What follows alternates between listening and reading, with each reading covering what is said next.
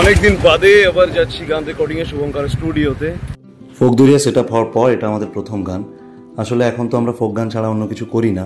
যে গানটা সিলেক্ট করেছি এই গানটার ব্যাপারে আমি জানতে পেরেছি ফোক দরিয়া ক্রিয়েট হওয়ার পরে। কারণ এখন যেহেতু আমরা ফোকই করি তাই বিভিন্ন ধরনের ফোক নতুন নতুন ট্রাই করছি। আজকে কিন্তু ব্যান্ডের ছেলেপেলে কেউ যায়নি, কারণ প্রত্যেকে কাজে পড়ে গেছিলো। তামায় যেতে হলো, আমি গিয়ে ভোকালটা দিয়ে আসবো।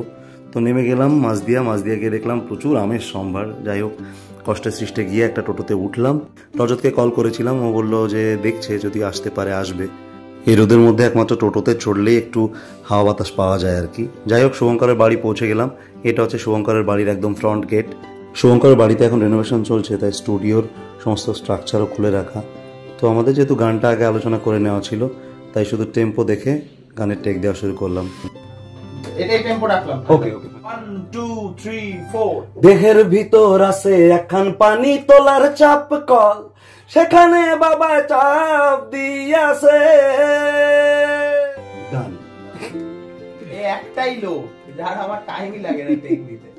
গান রেকর্ডিং হয়ে গেছে। ইট ওয়াজ আ ফান সং। মিউজিক পান্ডা দিয়ে আবার ডিস্ট্রিবিউট করা হয়েছি।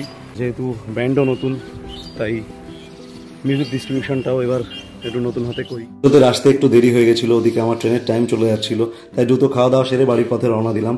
এবার অপেক্ষা তোমাদের গানটা শোনানোর জন্য।